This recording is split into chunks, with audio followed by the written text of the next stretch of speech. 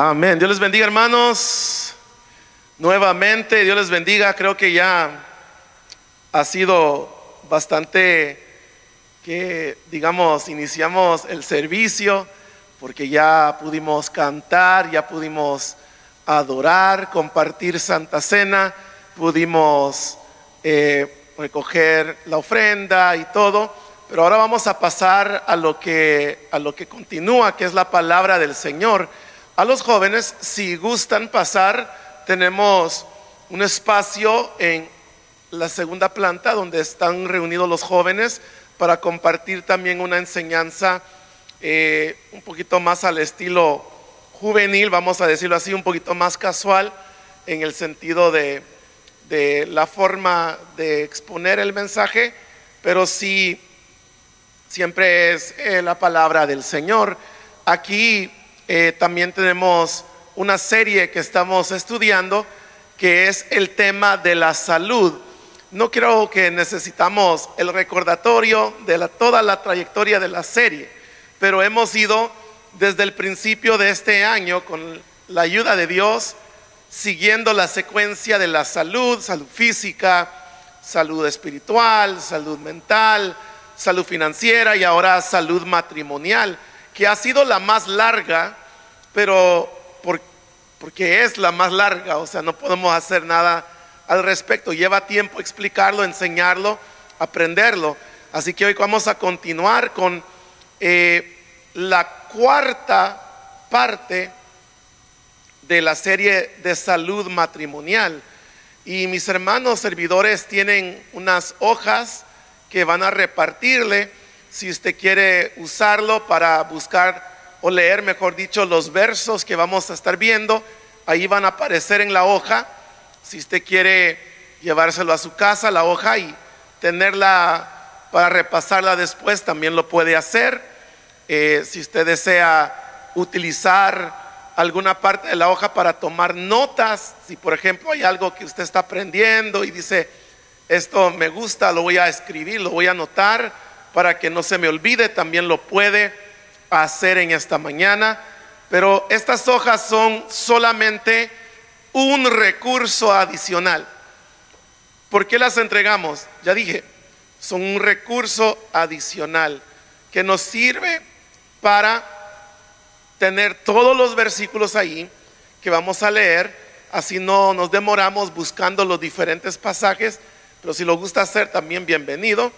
Es un recurso que también nos permite tomar notas, es un recurso que nos permite recordar lo que se está estudiando también.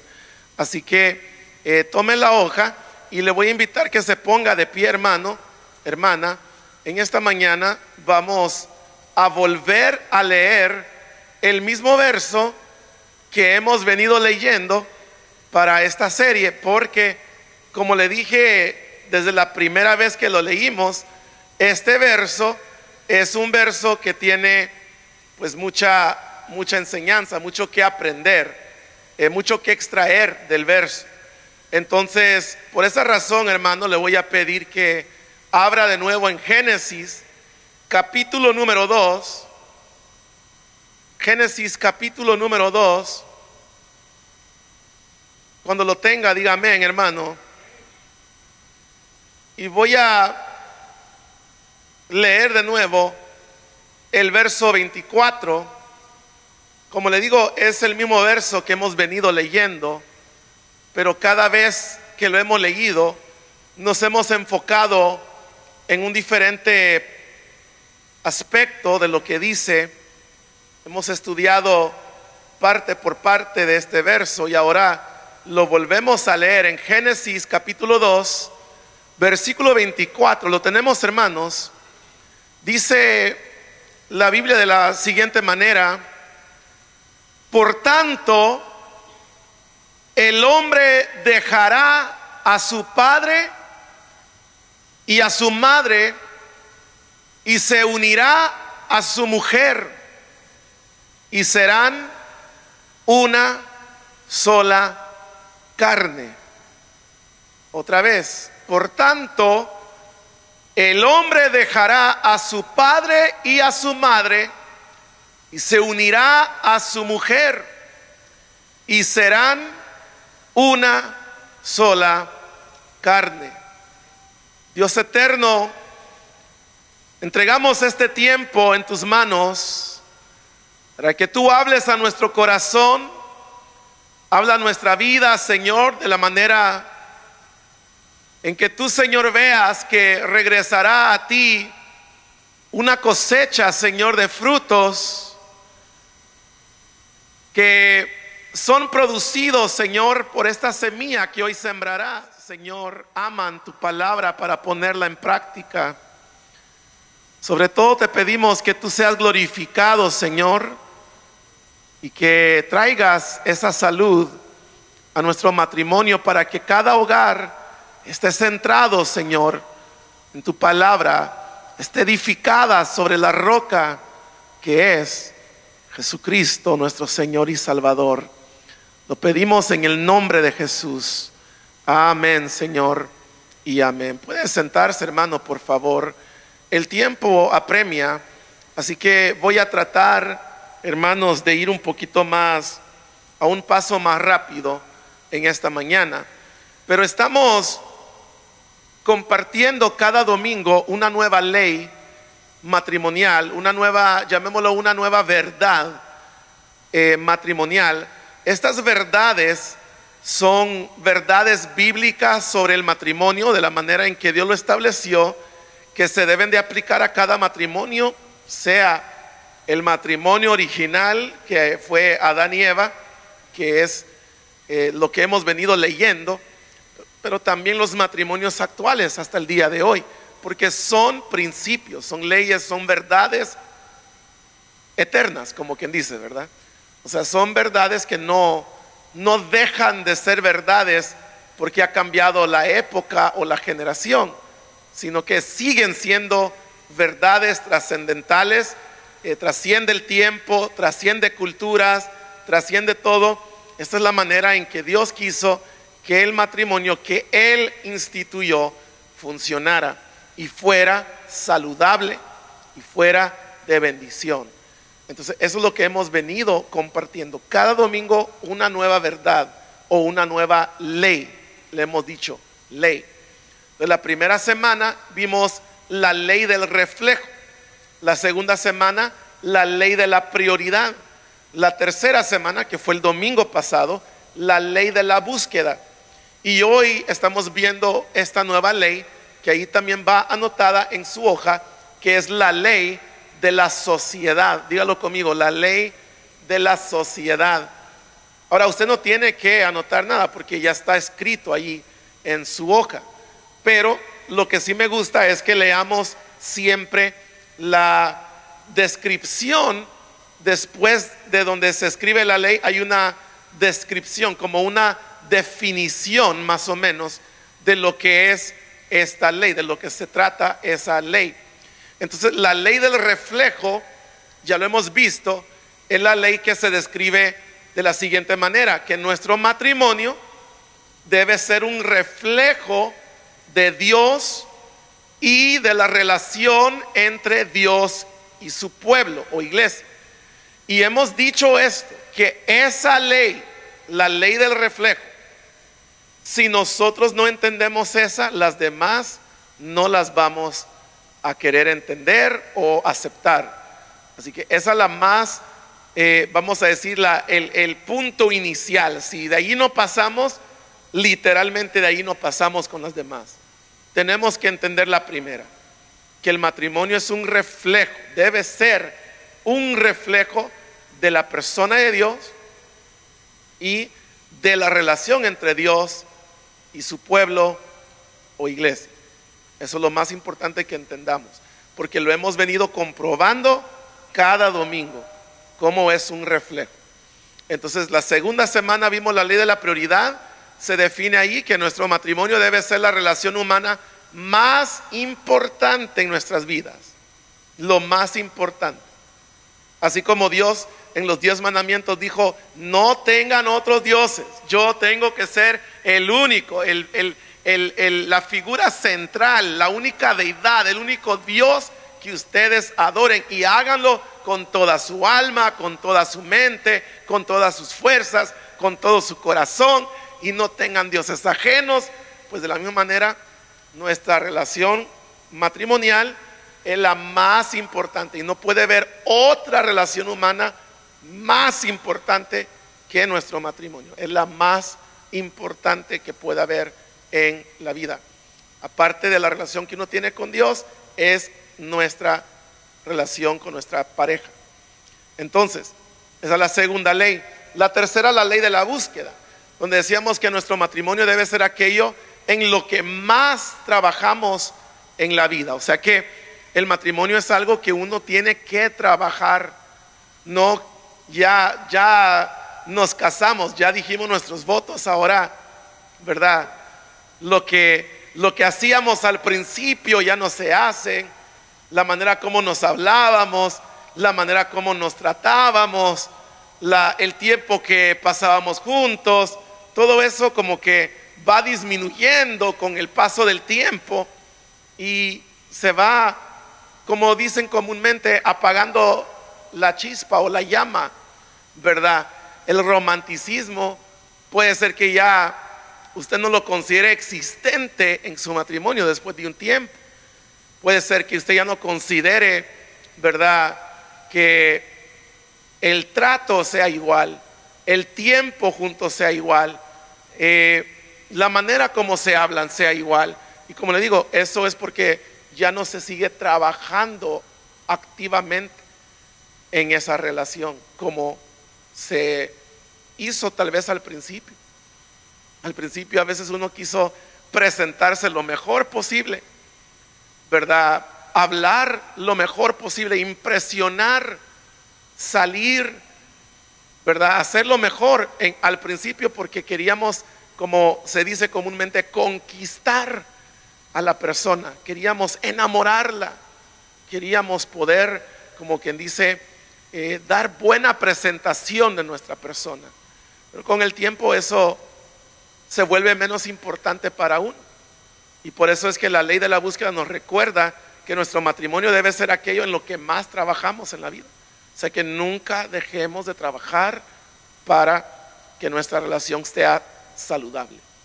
Y hoy vemos esta ley, que es la ley de la sociedad, que en realidad no me gusta la traducción porque sociedad tiene muchas definiciones, pero estamos hablando de que el matrimonio es como un equipo, somos como socios, estamos en un mismo equipo. Amén, amén, hermanos. O sea, cuando el hombre y la mujer se casan, dice que el hombre dejará a su padre y a su madre, ya hablamos de eso, es la ley de la prioridad. Ya no va a ser esa relación la más importante, sino que la de su matrimonio, se une a su mujer y esa es la nueva relación de más importancia. Después dice que se unirá a su mujer. ¿Se recuerdan cuando leímos todas las definiciones de esa palabra, verdad? Dabek, unirá, se unirá a su mujer. Estamos viendo todo lo que significa eso, de unirse a su mujer. Dejará a su padre, a su madre, se unirá a su mujer. Esa es la ley de la búsqueda.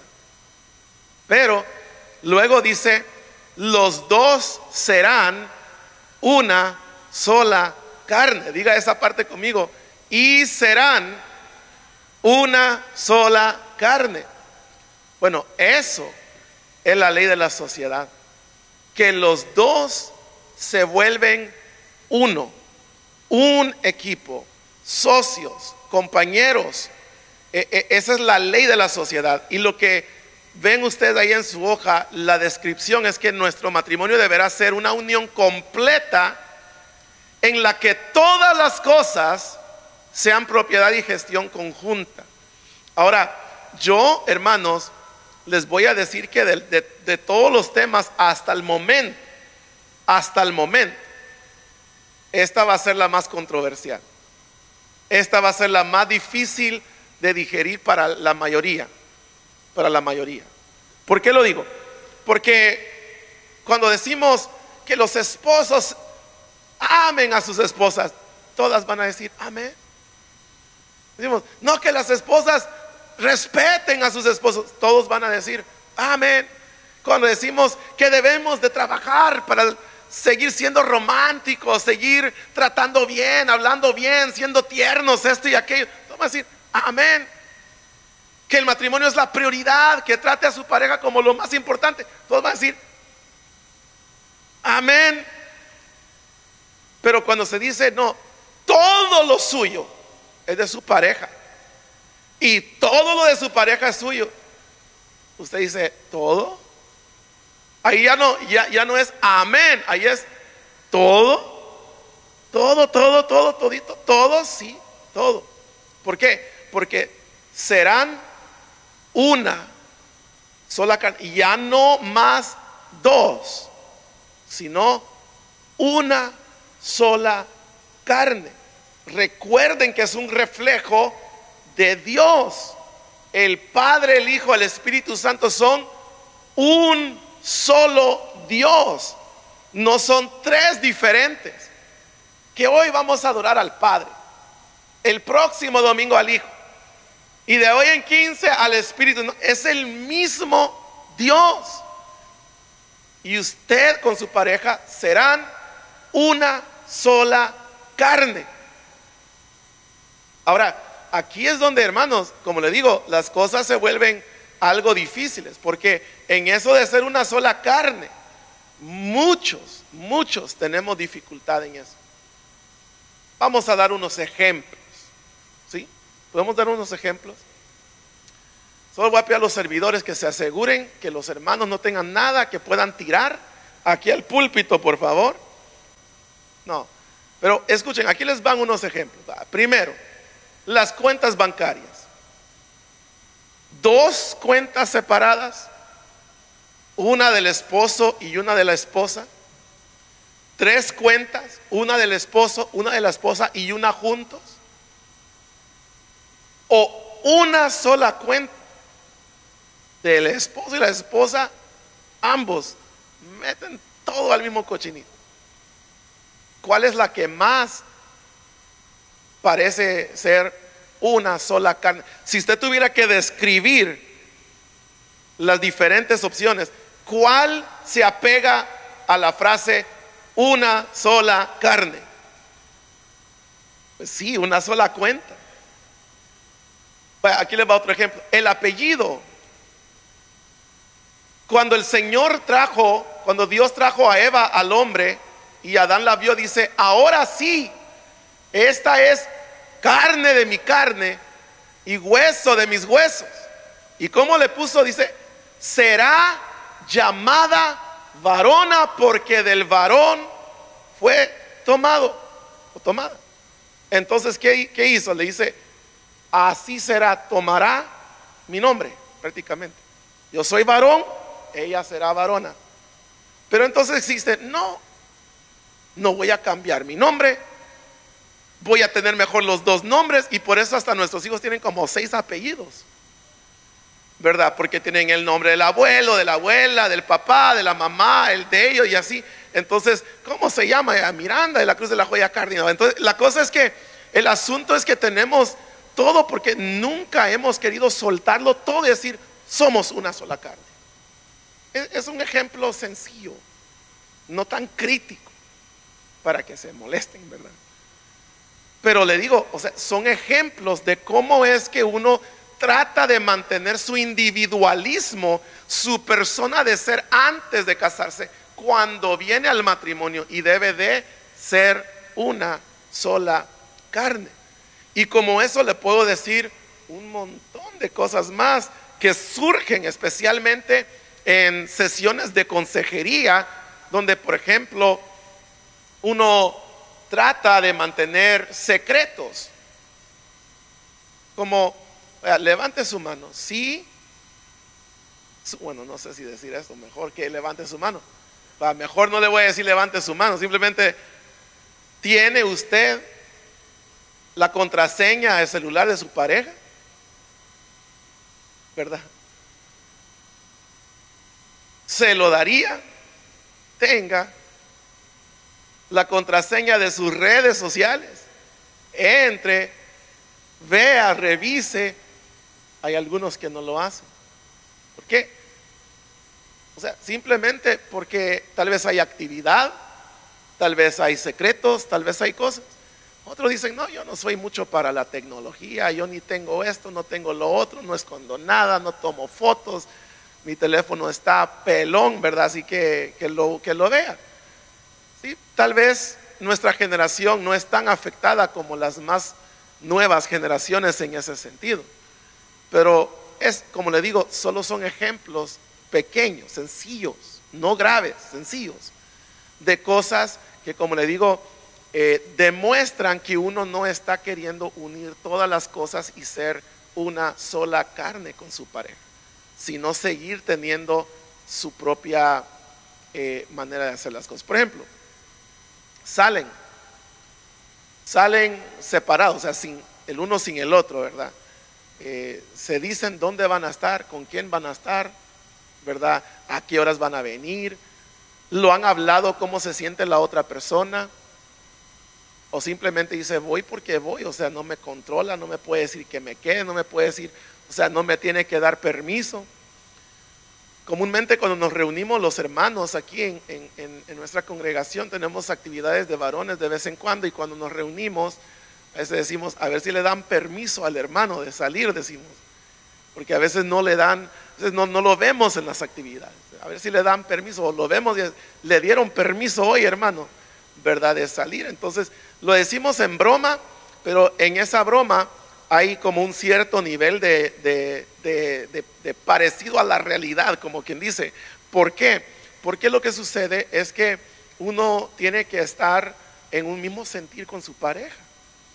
Entonces, de acuerdo con su pareja, es una sola carne. Como digo, este tema es el que más controversia causa y crea cuando se habla del matrimonio saludable bíblico, porque hay muchas personas que quieren mantener su individualismo, y hay muchos terapistas que hablan sobre lo sano que es que cada quien tenga su propia vida y esto y aquello. Entonces, lo que yo le puedo explicar, hermano, sin entrar tal vez en áreas que no me corresponden a mí entrar, es simplemente referirles a lo que dice la palabra de Dios, porque ese es el área que sí me corresponde compartir con ustedes.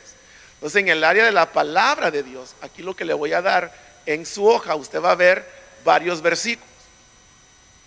El primero y el segundo es el mismo pasaje en diferentes traducciones, porque quiero que vean dos cosas diferentes.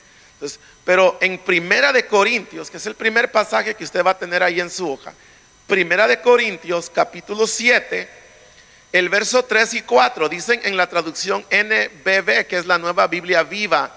Vea, dice, el hombre debe satisfacer los derechos conyugales de su esposa, y lo mismo la esposa respecto de su esposo. Nadie dijo amén, ¿verdad? La mujer, oiga, no tiene derecho sobre su cuerpo, porque éste le pertenece a su esposo. Diga conmigo, pertenece. Ahora ve aquí, tampoco el hombre tiene derecho sobre su cuerpo, pues le pertenece a su esposa. Diga otra vez, pertenece.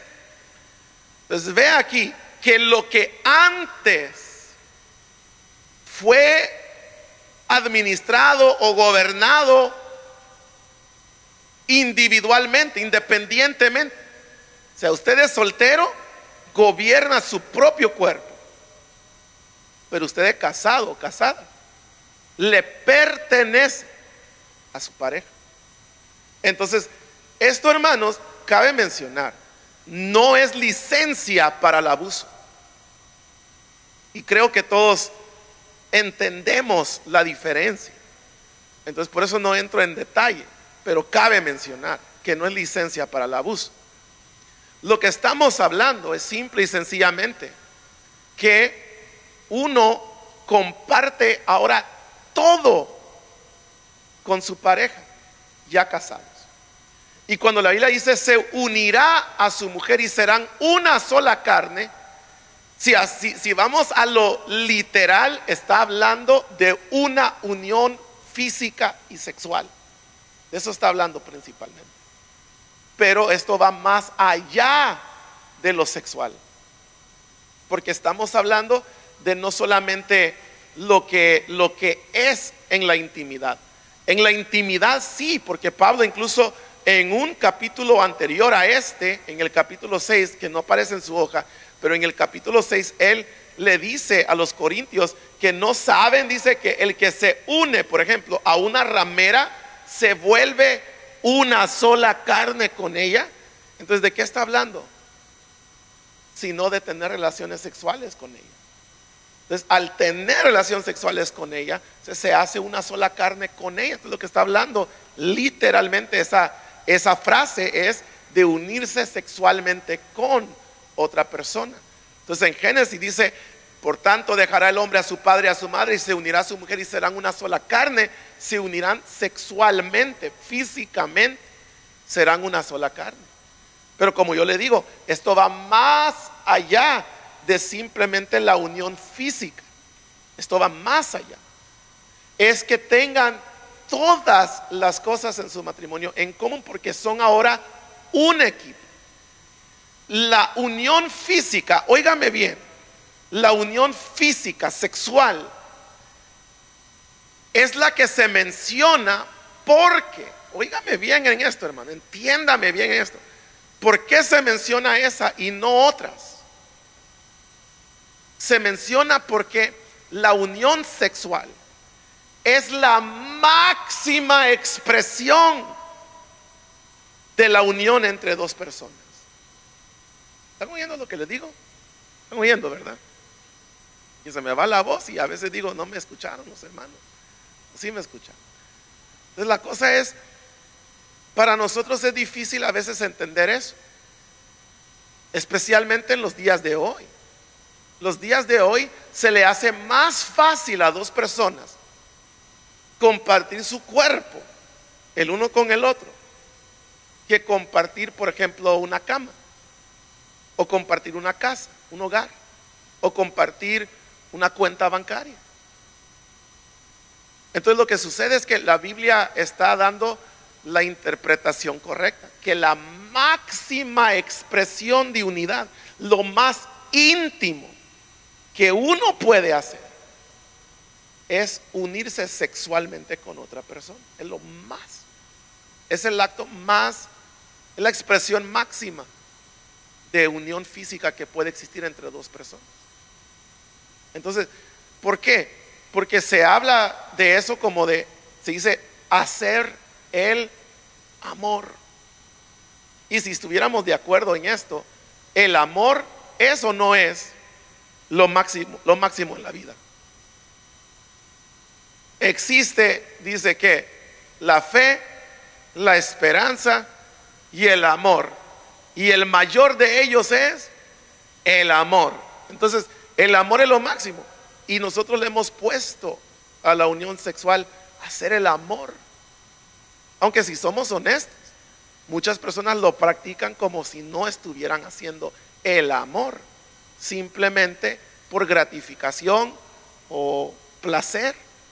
Pero en sí, la manera en que fue creado por Dios, porque estamos hablando de cómo lo instituyó Dios, lo instituyó para que fuera algo que se practicara dentro y únicamente dentro de una unión matrimonial entre varón y hembra, hombre y mujer, Adán y Eva, y que esa sea la máxima expresión. En la Biblia, si no conocía, porque así es la palabra como lo utiliza la Reina Valera, que conoció a su mujer y su mujer quedó embarazada, por ejemplo, conoció a su mujer, ¿qué quiere decir? Que ya vio cómo ronca de noche. No.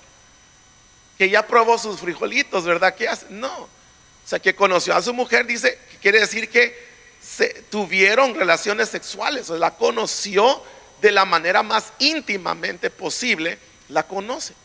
Entonces, lo que estoy diciendo es algo interesante de esto, de que conoció a su mujer, o de que, como dice aquí, serán una sola carne. Algo interesante de ello es de que en la Biblia, si no conoce a su mujer el hombre, o sea, si el hombre, digamos que se casa, mas no conoce a su mujer, o sea, es decir, como José y María, que estaban desposados, mas él aún no conocía a María. O sea, todavía no habían tenido relaciones sexuales. Por eso es que la concepción de Jesús fue que una concepción virgen, porque ella fue virgen.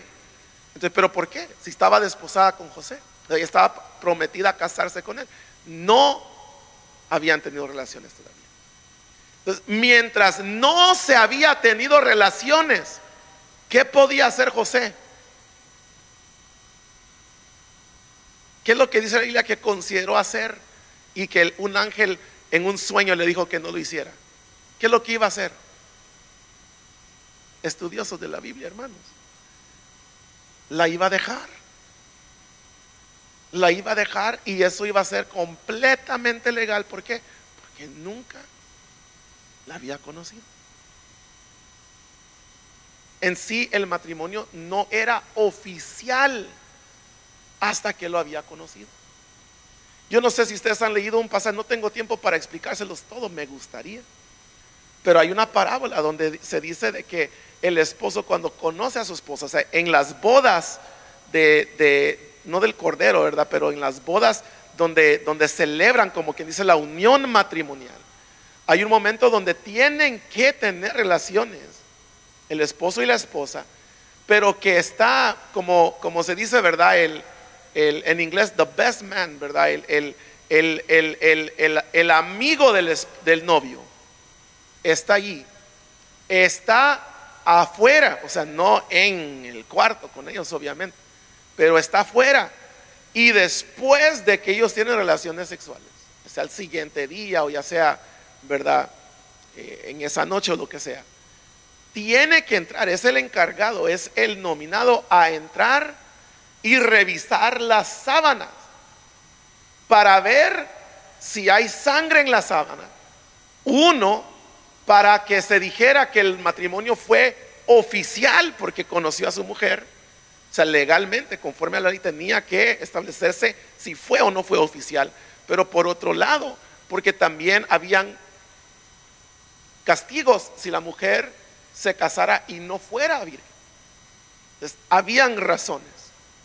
Y cuando nosotros vemos un pasaje como el que el Señor le dice en el capítulo 14 de Juan, cuando Él dice: en la casa de mi Padre muchas moradas hay. Si no fuera así, no les hubiera dicho que iré a preparar un lugar para ustedes. Pero como las hay, iré, dice, y volveré por ustedes, para que donde yo esté, ustedes también estén. ¿De qué está hablando Jesús ahí? Iglesia, ¿de qué está hablando? Vamos a ver si se le explota la mente. ¿De qué está hablando? Está hablando de irse, después de resucitarse, irse a la casa del Padre y volver en el rapto por su iglesia y llevarse a la iglesia a la casa del Padre. Está hablando de eso, que es como muchos lo interpretan. O sea, no voy a decir que es una mala interpretación. Simplemente le voy a preguntar por qué lo dijo así. ¿Por qué no decir: mira, voy a morir, voy a resucitar, voy a ir al cielo, después vuelvo por ustedes y los llevo al cielo conmigo? O sea, no dijo así, sino que habló en términos de boda judía. En la casa de mi Padre muchas moradas hay. En las bodas judías lo que ocurría es que el novio iba por la esposa, se la traía a la casa de su padre cuando ya tenía morada en esa propiedad construida. Mientras no lo tuviera, o sea, había un contrato, y eso es lo que tenía María con José. Estaban después, había una promesa de casarse, mas todavía no se la había llevado a vivir con él. Probablemente todavía estaba en la casa de su padre preparando un hogar, un lugar para ella, para después volver por ella y llevársela a la casa de su padre, para que donde él estuviera, ella también estuviera. ¿Entienden eso? Y de ahí tener que oficializar el matrimonio a través de la intimidad sexual, donde luego la sábana matrimonial manchada de rojo, de sangre, podría oficializar y decir: esta es la esposa de este hombre. ¿Entienden? Entonces, ¿cuál es la imagen que está pintando Jesús? Dice: yo iré al cielo a preparar un lugar para ustedes, porque en la casa de mi padre hay muchas moradas. O sea, hay una para usted, para usted, para usted, para usted, para usted, para usted, para usted, para usted, para usted. Entonces va Jesús, voy a preparar. ¿Por qué? Porque nosotros, la iglesia, somos la novia del Cordero. Y cuando Él vuelva, ¿cómo dice Apocalipsis que va a volver? Dice, ¿con qué? Con un vestuario que rojo de sangre, como quien dice, esta es la sangre que yo derramé para purificar sin mancha y sin arruga a mi novia, para que pueda casarse con el Cordero y celebrar las bodas del Cordero. ¿Me entiende cómo está la cosa? Todo es, como le repito una y otra vez, una imagen, una representación de Dios y de su relación con su iglesia. Todo es así. Esta unión es lo más íntimo que puede existir, igual como la unión entre nosotros y Jesús es lo más íntimo que puede existir, que requiere, por los pecadores que somos, que Cristo muera para perdonarnos, para purificarnos, para lavarnos, para regenerarnos, para que donde Él esté podamos estar nosotros. Porque sin ese sacrificio, sin esa sangre derramada por su novia, no podemos casarnos con Él. ¿Tiene sentido? Es lo más íntimo. Eso es. Y este pasaje dice que nuestro cuerpo le pertenece. Lo volví a poner otra vez en otra traducción. El marido, ahí en su hoja, debe cumplir su obligación conyugal con la mujer, y lo mismo la mujer con el marido. ¿Por qué? Porque la mujer ya no es ¿qué? Dueña de su propio cuerpo. Lo es el marido. Como tampoco el marido es ¿qué? Dueño de su propio cuerpo. Lo es ¿quién? La mujer. Óigame, hermano, métase esto en la cabeza. Usted no es dueño de todo lo que antes era suyo. Ahora es su pareja también. Y usted, hermana, métase lo mismo en la cabeza. Todo lo que era suyo ahora también es de su esposo. Son una sola carne.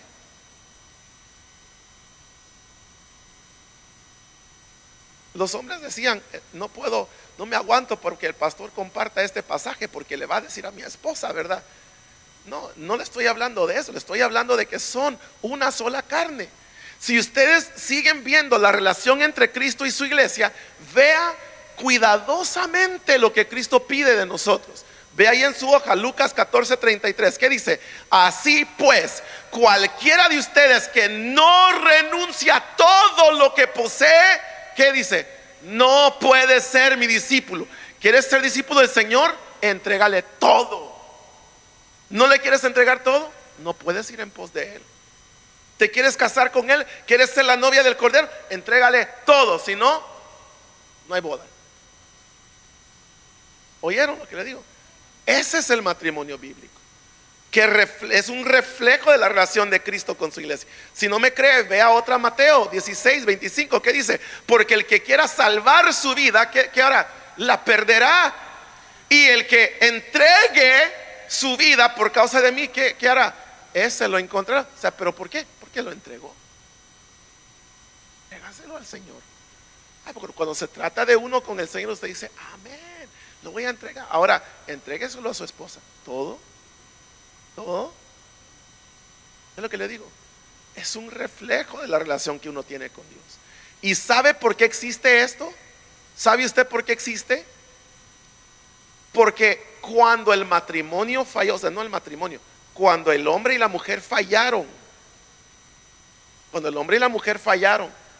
hubo una consecuencia. ¿Usted recuerda cuál fue la consecuencia que le dieron a Eva por comer del fruto? ¿Cuál fue la consecuencia? Mire lo que dice, ahí está, Génesis 3:16, en su hoja. Luego le dijo a la mujer, haré más agudo el dolor de tu embarazo y con dolor darás a luz. Dicen amén, hermanas. ¿Es cierto? ¿Lo hizo o no lo hizo? Sí lo hizo, ¿verdad? Ok, ahora la siguiente parte. Y desearás, oiga aquí, controlar a tu marido, pero él gobernará sobre ti. Entonces lo que existe es una pelea por el control. O sea, pareciera que no, a veces uno dice, no, yo no soy peleonera, ¿verdad? Yo no peleo, ¿verdad? Yo soy bien tranquila. El esposo dice, no, hermano, yo vieras, soy bien tranquilo. Tal vez aquí en la iglesia, en la casa ruge como un león, ¿verdad? En la mañana no sé cómo están de su humor, o cuando no han comido, o cuando no han dormido. Pero la cosa es que, hermano, ocurre que existe esto en el matrimonio, existe una guerra por el poder a veces. Que quién va a tomar la decisión, que a quién se le va a dar la razón, que quién va a decidir cómo se hacen las cosas. Y cuando no hay acuerdo, a veces ocurre que el hombre va por su lado haciendo las cosas como le parece, y la mujer hace las cosas como le parece, y no son que una sola carne, sino que son dos personas operando individualmente, viviendo en la misma, bajo el mismo techo, pero no como una sola carne, sino como dos. ¿Por qué? Porque se le dijo a Eva, va a haber una guerra por el poder. Tú vas a querer controlar, tú vas a quererle decir, así como le dijiste, prueba esta manzana o este fruto, ¿verdad? Así como le dijiste ahí, vas a siempre quererle decir, a ver, ven, a ver, haz, a ver, levántate, a ver, vamos acá, a ver, acá, lo otro. Y él va a recordar la consecuencia de la mordida de este fruto y te va a decir, no, voy a hacer como yo quiero. Y así se van a llevar todo el tiempo, ¿verdad? Como Tom y Jerry. Ustedes conocen a quién me estoy refiriendo, ¿no? Todo el tiempo corrían y persiguiéndose y para arriba y para abajo. O sea, ¿por qué? Porque ese fue el castigo. Pero ahora piensen bien, si nosotros entregáramos todo a nuestra pareja, si yo me someto a mi esposa y ella se somete a mí, ¿qué ocurre? Se elimina la guerra del poder. Porque si yo le digo, ¿qué quieres comer? 10 horas después ella me puede responder. Pero también si ella dice, no, yo decidí la vez pasada, ahora decides tú. Entonces nota cómo es que eso cambia la guerra por el poder, ¿verdad? En cambio, cuando no, termina uno, ¿verdad?, comiendo tacos y el otro comiendo pasta o algo así, ¿no? Porque ni uno cede al otro, ¿me entienden? Entonces el asunto es entender esa verdad. Ahora, yo quiero compartir con ustedes unos pasajes más, pero quiero que ustedes recuerden qué es lo que dijo Pablo cuando dijo, ya no vivo yo. A ver, iglesia, o sea, ¿qué dijo después de eso? ¿Qué significa eso? Que Pablo dice, ya no vivo yo, o sea, ya no voy a vivir por mi propia voluntad. Ahora vive Cristo en mí, vivo para hacer su voluntad. ¿Qué dijo el Señor? Lo que yo hablo es la voluntad del Padre. No he venido por mi propia cuenta, sino por su cuenta. ¿Entendido? Ahora ve aquí, primera de Pedro, otro pasaje, no sé si para bien o mal de las hermanas, creo que para bien, pero dice aquí, no se interesen tanto por la belleza externa, los peinados extravagantes, las joyas costosas o la ropa elegante. Bueno, ahí sí como que si querían que los llevara de compras, como que ya con este versículo se van a defender los hermanos. Pero luego dice, en cambio, vístanse con la belleza interior, la que no se desvanece, la belleza de un espíritu tierno y sereno, que es tan precioso a los ojos de Dios. Oigan, así es como lucían hermosas las santas mujeres de la antigüedad. Ellas ponían su confianza ¿en quién? Ok, recuerden esa frase. Ponían su confianza en Dios y aceptaban la autoridad de ¿quiénes? Hermanas, sigo leyendo, hermanas, o lo dejamos hasta ahí. Dice, por ejemplo, Sara obedecía a su esposo Abraham y lo llamaba, ustedes son sus hijas cuando ¿qué? Cuando hacen lo correcto sin temor a lo que sus esposos pudieran hacer. Oigan, esto es lo difícil. Que una mujer va a decir, bueno, mire, yo me podría someter a mi esposo. Si mi esposo supiera cómo administrar bien o cómo liderar bien, si él fuera buena cabeza de hogar, entonces yo lo siguiera. Porque dice que hay que someternos al esposo como la iglesia se somete a Cristo. Pues a mí no se me dificulta someterme a Cristo porque es Cristo. Si mi esposo fuera así, entonces pues yo me someto a él fácilmente. Pues Pedro dice lo opuesto. Le dice, antes de esto, le dice a las mujeres, aunque su marido sea incrédulo, sométanse, aunque sea incrédulo, porque con su testimonio de sometimiento lo van a ganar para Cristo. Y luego aquí dice, sin importar, sin temor, dice, a lo que los esposos pudieran hacer. Eso, ¿sabe cómo se llama eso? Eso se llama actuar por fe. Abraham es el padre de la fe, pero aquí está hablando de la fe de Sara. Casi no se habla de la fe de ella. Se habla de la fe de Abraham. Pero la fe de Sara, ¿cuál fue? Que aunque Abraham 2 veces le falló, diciendo que no era su esposa, que era su ¿qué? Su hermana, y le salió mala la cosa, ¿no? Pero ella, sin embargo, ¿qué hizo? Puso su confianza en Dios y le siguió llamando Señor. Eso es actuar por fe. Imagínese usted, hermana, decir, ¿le podré confiar o no puedo confiar? Pues mire, el no hacerlo le está diciendo, usted le está comunicando que no confía en él. Se lo está comunicando. Que hay algo de su vida que usted no se lo está entregando porque no le confía. Es como el joven rico. A ver, vende todo lo que tienes y dáselo a los pobres y ven y sígueme. No. ¿Cuántas esposas como él hay que no lo entregan todo? ¿O cuántos esposos como él hay que no le entregan todo a la esposa? Eso es lo que dice aquí. Y luego, no crean que solo a ustedes, hermanas. El siguiente pasaje le habla a los varones. Efesios 5:28 dice, así deben también los maridos amar a sus mujeres. ¿Cómo? Como a sus propios ¿qué? ¿Por qué propio cuerpo? Note usted, hermano, ahí cómo está la cosa. Somos una sola ¿qué? Carne. Una sola carne. Entonces, ¿cómo debemos de amar a nuestras esposas? Como a nuestro propio cuerpo, porque somos una sola carne. Y luego dice, el que ama a su mujer, a sí mismo se ama. O sea, note ahí, si yo la amo a ella, me estoy amando a mí mismo.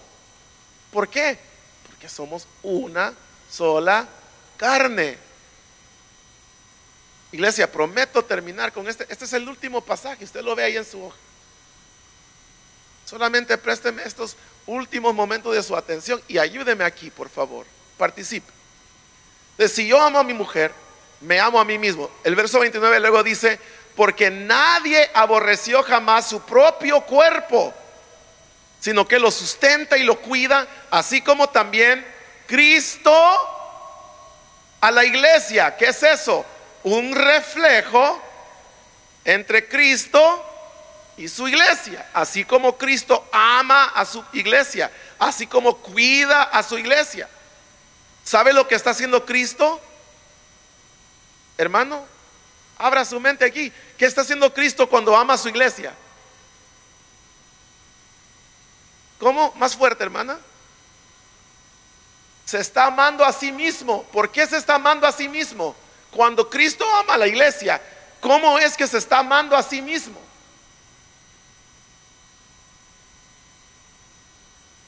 Porque esto es más sencillo de lo que usted se imagina. Siga leyendo. Porque somos, ¿qué? Verso 30. Somos miembros de su cuerpo. O sea, Él es la cabeza y nosotros somos su cuerpo. Entonces cuando Él ama a la iglesia, Él está amando su propio cuerpo. Por eso le pide al varón: ama a tu mujer como tu propio cuerpo. Cuando la amas, te estás amando a ti mismo. Así como Cristo, cuando en la cabeza ama a su iglesia, es su propio cuerpo, se está amando a sí mismo. Y luego dice, si usted ve aquí, verso 31, por esto el hombre dejará a su padre y a su madre y se unirá a su mujer, y los dos serán una sola carne. Y vea el verso final, como anillo al dedo, que dice: grande es este misterio, pero hablo con referencia ¿a qué? A Cristo y a la iglesia. Y yo pensé que del matrimonio estaba hablando. ¿De qué está hablando? De Cristo y la iglesia. Es el reflejo del matrimonio, Cristo y la iglesia. Y tenemos que tener todo en común. Somos un equipo, somos socios. Tal vez no nos guste, tal vez sea difícil, pero si estamos hablando de un matrimonio saludable y bíblico, así dice la palabra que es. Somos una sola carne, que tenemos que entregarlo todo para mantenernos unidos. Ese es el matrimonio, esa es la esencia. Y la máxima expresión de esa unión, ¿cuál es? El amor, que es la intimidad. Hermanos, si quieren, tápense los oídos y lo dicen, ¿verdad? Con voz alta. Somos adultos. La máxima expresión es la intimidad física, sexual. Esa es la máxima expresión. Pero aparte de la máxima expresión, hay un montón de maneras de expresar que son un equipo. Yo les quisiera preguntar, pero no hay tiempo, para que lo mediten nada más. Esposas, si ustedes se someten a sus esposos y ellos son la cabeza del hogar, pero no les gustan a ustedes que les tomen cuenta su opinión, cómo se sienten, antes de solamente tomar decisiones sin consultar, sin preguntarle qué quiere hacer usted. O sea, le gusta ser partícipe en el proceso, le gusta sentirse escuchada, sentirse como que él está tomando en cuenta su persona y sus sentimientos y todo.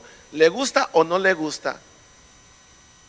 Entonces comience a pensar cuáles son las cosas que su esposo puede hacer para hacerla sentirse incluida en el proceso, como un igual.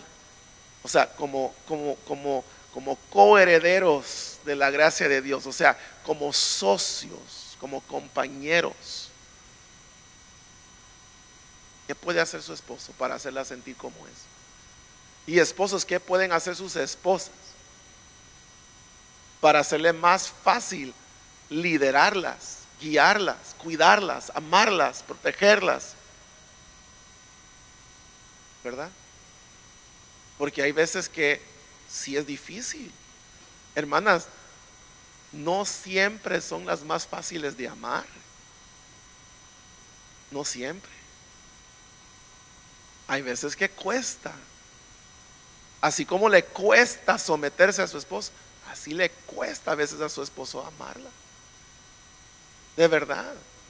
Es difícil, o sea, en ambos sentidos, pues. Entonces, ¿qué hay que hacer? Hay que recordar que no somos enemigos. Este no es un juego como el supertazón, ¿verdad? Ese equipo contra este equipo. Y si lo fuera, nosotros estamos del mismo equipo. ¿Me entienden? Tenemos que recordar, tenemos la misma camiseta. Así que eso, hermanos, es la enseñanza de este día. Espero que esta semana pasemos tiempo en oración pidiéndole a Dios que nos ayude, porque este tema no es fácil y yo sé de que nos cuesta, pero yo sé que también con la gracia y el respaldo de Dios podemos lograrlo. Amén y amén. Oremos, hermanos. Padre bueno, te damos gracias en esta hermosa mañana, Señor, por lo grande y lo bueno que eres, Señor. Gracias por todo lo que haces, Padre. Gracias por esta enseñanza, gracias por este pueblo que ha llegado, gracias por lo que has hecho, Señor, en este día. Bendice a esta congregación, bendice a cada matrimonio, que tu palabra no regrese vacío, que traiga en el nombre de Jesús, Padre. Gracias, Señor. Amén y amén. Amén. El hermano Tomás con ustedes. Dios los bendiga, hermanos. Pues gracias sean dadas a nuestro Padre, de nuestro Señor Jesucristo, porque ya nos bendijo con toda bendición espiritual, dice su palabra, en los lugares celestiales. Gracias damos a Dios por lo que se ha hablado aquí, porque es palabra de Dios, que a veces nos es un poco difícil como pareja, como esposo o esposa, pero en el Señor, una cosa que yo sí creo, que sí se puede. ¿Por qué? Porque aquí habla de sometimiento, que nos sometamos como al Señor, así, uno al otro, y solamente así es como se va a poder caminar en paz. Dice la palabra del Señor, podrán caminar dos juntos si no estuvieran de acuerdo. Lógicamente no, pero gracias sean dadas a Dios que Él nos dejó su palabra para que la vivamos y se haga una realidad en nuestras vidas. Y vamos a dar gracias al Señor por el privilegio que nos dio de estar aquí reunidos en esta mañana. Señor Dios Todopoderoso, en esta hora, en el nombre glorioso de tu Hijo amado Jesucristo, te damos muchas gracias, Padre, por habernos permitido venir a escuchar tu santa palabra, Señor. Padre, que se haga una realidad en nuestros corazones, y Padre Celestial, para que así podamos ser mejores hijos tuyos, mejores vecinos, mejores padres, mejores personas, Señor. Padre, bendice a mis hermanos, bendice a mis hermanas, que en este momento, Señor, nos disponemos a ir a nuestros hogares. Ayúdales en el trayecto de esta semana y guárdalos, Padre. En el nombre glorioso de tu Hijo amado Jesucristo te damos muchas gracias, Padre Celestial. Amén y amén. Saluda a su hermano, saluda a su hermana, y el Señor les bendiga y nos vemos en el siguiente servicio.